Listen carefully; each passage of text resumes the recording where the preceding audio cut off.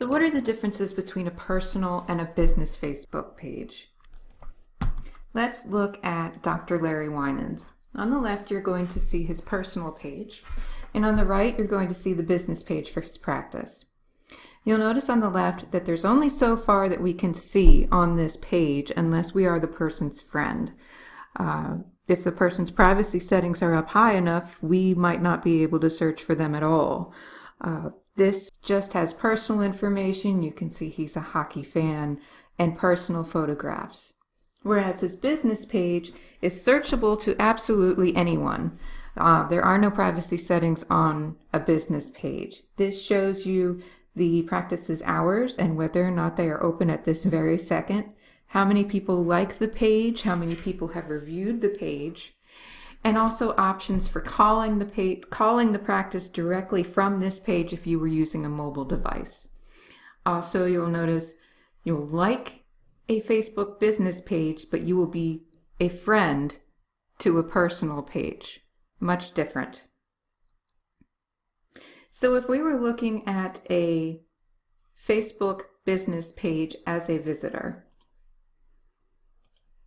you can see that it does look similar to a personal page in its layout, but that you will see options like leaving reviews, calling the place right now if you were on a mobile device, how many people have been there if there are check-ins, and again, whether the office is open at this very second, a map and the demographic information for the office and other items. But what does it look like if you're the administrator on a business page? Let's show you. There's a lot more insight on a business administration side.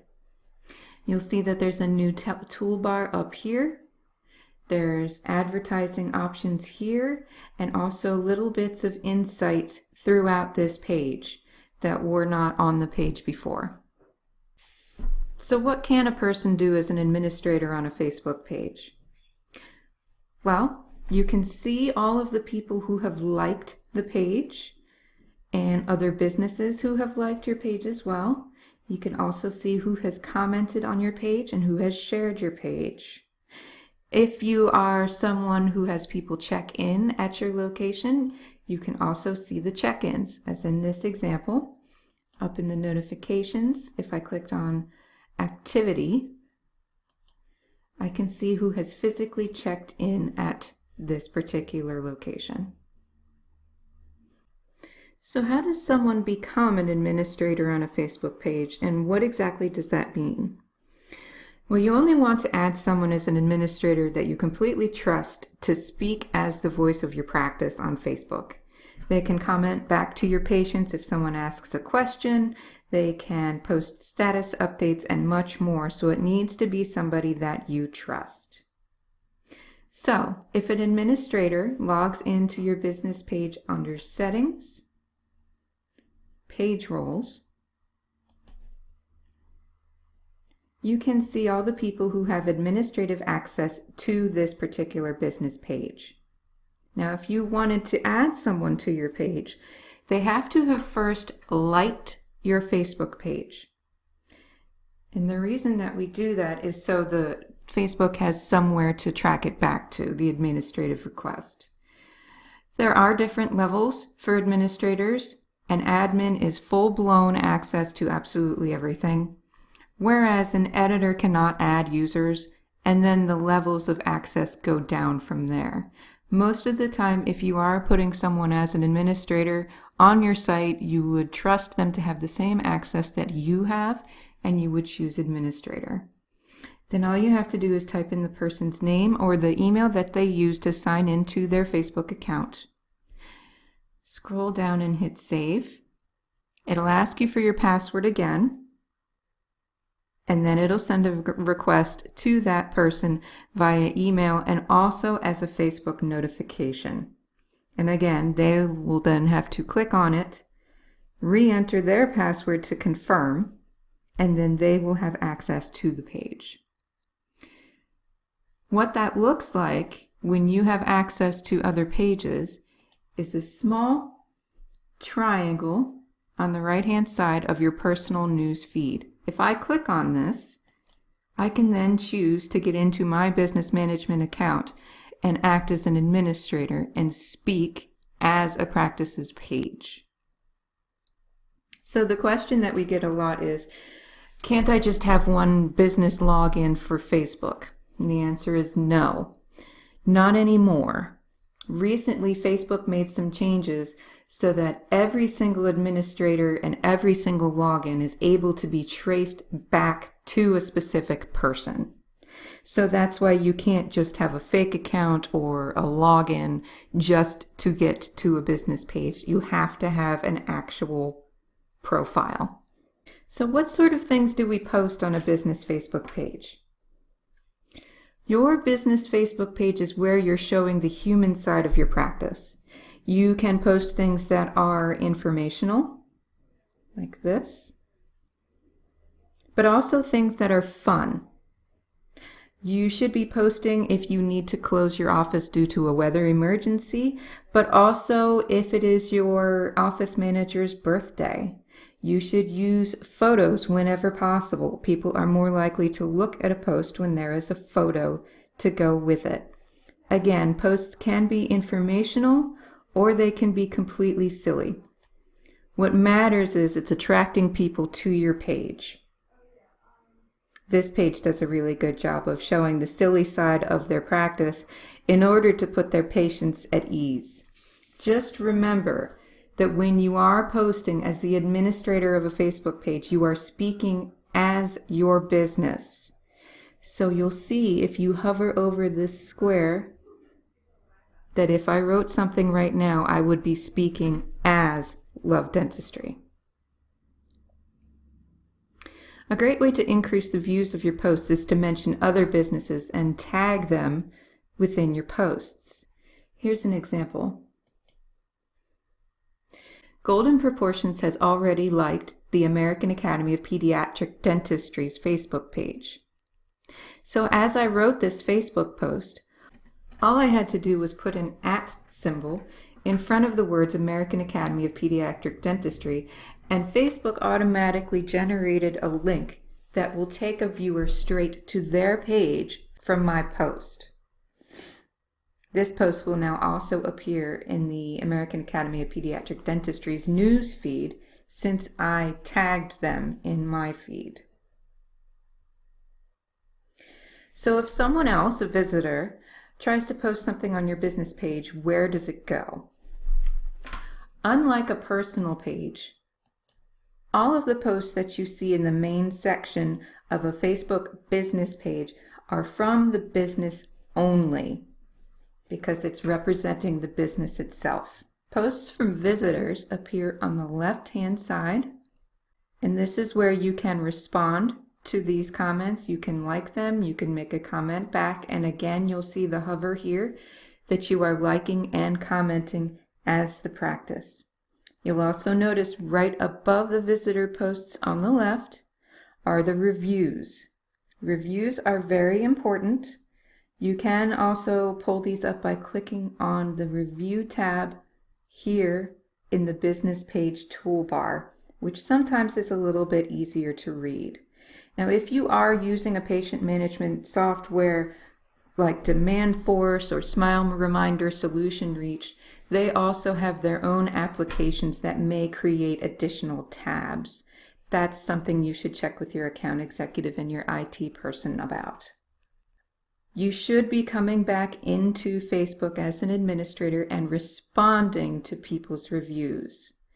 If it's a good review, say something back, even as simple as "Thanks for taking the time to leave a review. You've got a great smile." That shows the person that you genuinely care, that they took the time to say something positive about your practice. And if there is an occasional bad review, which we know happens, you need to show the person that you hear what they have to say and that you are going to try to correct the issue. But again, remember what Mom always said, and be the bigger person. If you would like more information on review monitoring, such as our rave reviews software, or how to better deal with bad reviews, just ask. Another option available with a business Facebook page is the ability to write a post ahead of time and schedule it so that it'll appear when you want it to.